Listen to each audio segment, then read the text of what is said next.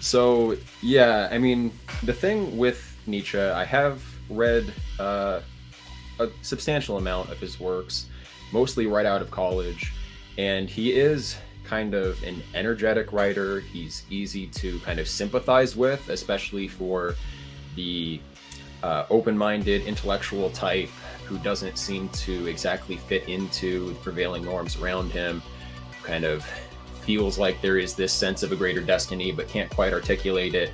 And Nietzsche also couldn't quite articulate it. So yeah, it's easy to sympathize with that. But that is really where I found the shortcomings in Nietzsche. He's not actually a philosopher.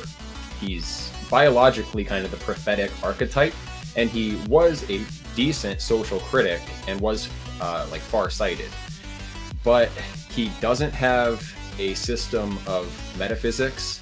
He's epistemologically basically a nihilist, doesn't believe in essential truth. He's a nominalist, a linguistic instrumentalist, and just for philosophical reasons, you can't build a worldview that will work for a culture on a philosophy that lacks definite notions of these basic aspects of philosophy.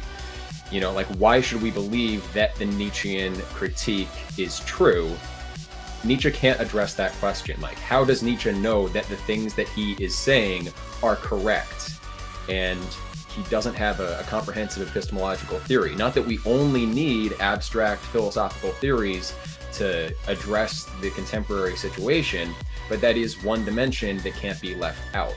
Now, Plato is not altogether inconsistent with that kind of Nietzschean affirmation of the will to power and this like upholding of kind of biological quality. Plato was also kind of a eugenicist. He believed in noble lies and that the true like biological elite need to show the way for society. But with Plato, there's a rationale why that ought to be for the greater good, because Plato does have this comprehensive system of philosophy giving an account of the truth of the nature of of reality, like cosmically, and we're all part of one kind of continuous living thing, and so we matter to each other. Nietzsche doesn't really have that because he doesn't have this foundation in objective truth. So yeah, he's not a philosopher, and it's hard to build anything on top of a foundation that doesn't have those issues addressed. Like today, you don't find physicists that are Nietzschean physicists, or biologists that are like Nietzschean biologists. You do find Platonist physicists, Platonist biologists like Michael Levin or Roger Penrose. And it's like useful in science. It's useful to build this overall picture. It's useful for theories of ethics. It was historically useful for laying the foundation for whole religions, right? Greco-Roman paganism. Plato was like the preeminent theologian of Greco-Roman paganism.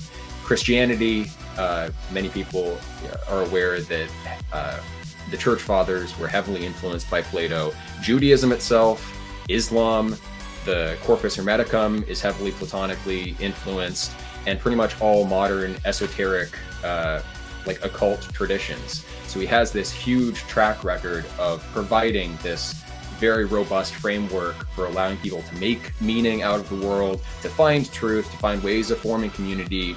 And Nietzsche just doesn't have that same track record. He's too individualistic in the way he writes and his emphasis on like the Ubermensch figure that we should be aiming at. He's also using a kind of, not a naturalistic fallacy, but like an appeal to nature in saying like we should embrace life. But embracing life doesn't mean you're embracing beauty or like ethical quality. And he doesn't give criteria for what constitutes beauty, what constitutes like biological quality in the first place. He relies on a lot of intuitions. I like Schopenhauer as well. I was a big fan of Schopenhauer for years, and I got into Schopenhauer because I read Nietzsche first, and I found that Schopenhauer actually did have a comprehensive system of philosophy, and Nietzsche kind of takes up some themes from Schopenhauer, and I think that gave Nietzsche's philosophy a lot more power than it would have had, because he was kind of piggybacking off of the hard work that Schopenhauer did. Nietzsche didn't do a lot of that hard work. His writing style isn't even finished. You know, he goes on these like digressions, narcissistic, like really unhinged digressions from the, you know, the train of thought that he's addressing. Plato's dialogues are finished. You know, they're teaching tools. They're useful. They've been used for thousands of years in the education system in the West. So I think those are just some of the points.